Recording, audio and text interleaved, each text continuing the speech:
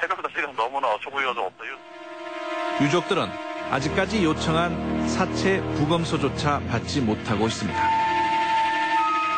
사체 부검서 이거 확인을 할 수 있지 그것을 본인한테 주고 그러진 않습니다. 아, 왜요? 이제 수사서류니까 수사서류 하나잖아요, 그죠? 그렇다면 외국에서 우리 국민이 사건 사고를 당했을 때 수사권 침해로 어떤 수사도 할 수 없는 것일까? 해당 법조항은 비엔나 협약. 양국의 영사관계에 있어 파견국이 체조국의 어떤 행정권과 사법권을 행사할 수 없게 돼 있습니다. 이에 대해 외교 전문가들은 소극적인 법 해석과 책임 회피라고 지적합니다. 그건 대단히 소극적인 해석이죠. 만약에 자국민이 죽었으면 대사관 차원에서 얼마든지 그 정황 또는 상황을 파악하고 알아보고 조사하는 것은 해당국의 또 당연한 의무라고 또 이렇게 해석을 할 수도 있는 거죠. 원인 규명도 이루어지지 않은 상태에서 조기에 이걸 봉합하고 뭉개는 방식으로 처리하는 것은 우리 국민의 그 사망과 관련돼서 엄중한 사태라고 볼 수 있고 이건 아주 민감한 그 사안이라고 볼 수 있죠. 실제 외교통상부가 하달한 영사 업무 처리 지침에도 범위 내에서 적극적으로 행함을 원칙으로 하고 있습니다. 그러나 적극적이라는 규정 범위가 없다 보니 영사 개인의 자질과 양심에 따라 판단을 맡길 수밖에 없는 게 현실입니다. 그렇다면 2004년 김선일 사건을 계기로 추진 중이던 재외국민보호법안은 어떻게 진행되고 있는 것일까? 국회에 상정까지 됐지만 정작 외교부에서 반대해 아직 계류 중에 있습니다. 예산과 인력의 증가, 재외국민보호 영역 규정이 선행되지 않고는 힘들다는 게 외교부 입장입니다. 소수 인력으로 과정한 업무를 처리하는데 재동포 보호라는 것이 단지 영사 업무라든지 어떤 기본적인 업무를 벗어나서 어떤 치안이라든지 안전 문제까지 이렇게 책임지는 그런 영역이 확장된다는 것은 업무의 확장을 의미하는 거거든요.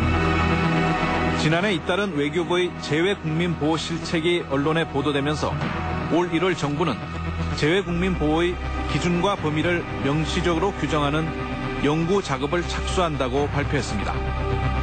그렇지만 오히려 정부 역할에 대한 한계를 규정하는 작업이라는 비난이 많습니다. 영사부 담당 공무원들이 정말로 의식을 갖고 또 마인드를 갖고 책임을 갖고 발로 뛰어다니면서 정말 살아있는 그 영사보호를 제공해야지 적당주의로 흐르면다면은 현재보다 크게 개선되지는 않을 것이다. 이에 대한 외교부의 입장은 어떤지 인터뷰를 요청했지만 외교부는 서면으로 답변을 대신했습니다. 연구 작업 추진에 대해 재외국민 보호 수준에 대한 국민적 합의와 지침의 필요성이 제기됐기 때문이라고 밝혔고 이에 대한 비난 여론을 묻는 질문에는 아예 답변을 하지 않았습니다. 많은 재외군관들이 수사권을 예를 들어 어려움을 호소하지만 실제 수사권이 재외국민 보호 활동에 제약이 되지 않음을 보여주는 선례도 있습니다. 영국 여행을 떠났던 한국인 유학생이 살해된 채 가방 속에 담겨 발견됐습니다. 지난 2002년 초 한국과 영국 사회를 충격 속에 빠뜨렸던 영국 내 한국 민박집 주인이 유학생 진효정 송인의 양을 살인한 사건. 당시 사건은 실마리를 찾지 못해 자칫 장기 미제 사건에 빠질 위기에 있었습니다. 하지만 6개월 만에 사건이 해결된 데는 당시 영국에서 연수 중이던 한국 경찰관 임병호 씨의 활약이 숨어 있었습니다. 한인 인터넷 사이트 돌리고 한인의 모임에서도 수험을 했는데 일단 실종된 노동시간 찾습니다 라는 글을 본 한국 여자분이 저한테 연락이 왔습니다. 그래서 그 가족하고 연락하는 과정에서 지문과 그다음에 치과 기록, 그다음에 사진 등을 영국에 있는 수사본부에 제출하였고 지문을 통해서 최종적으로 피살자가 한국인 여대생이었다는 것이 확인되었습니다. 당시 영국 경찰청에서 모르던 한국의 주민등록 지문 제도로 피살자 신원 확인을 돕는 등 사건 해결에 결정적인 실마리를 제공했습니다. 임 씨는 경찰 신분이었지만 적절한 도움과 수사로 영국 경찰에게 비엔나 협약 거론 없이 훌륭한 자국민 보호 활동을 한 것입니다. 성희 양의 어머니는 모스크바의 한 식당에서 딸의 친구들과 마주 앉았습니다.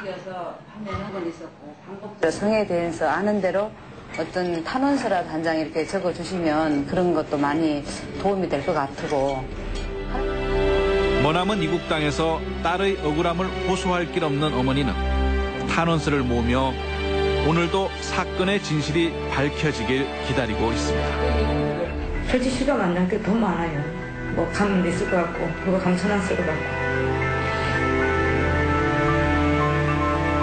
근데 상상 뭐 공상이지만 제 귀에는 아무리 이걸 어쩌보려고 해도 엄마 나 억울해 그래서 귀에 쟁쟁 보는 것 같아요. 제가 그 말을 했어요. 내가 네 억울한 걸 다 해결해 줄게.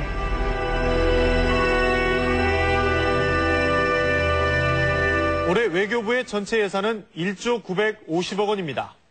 이 가운데 해외에 있는 국민보호를 위해 책정된 예산은 0.1%인 11억 9천만 원에 불과합니다. 그동안 국민과 언론들이 수차례 재외국민 보호 대책을 호소했지만 정부의 인식은 아직까지 별반 달라진 것이 없습니다.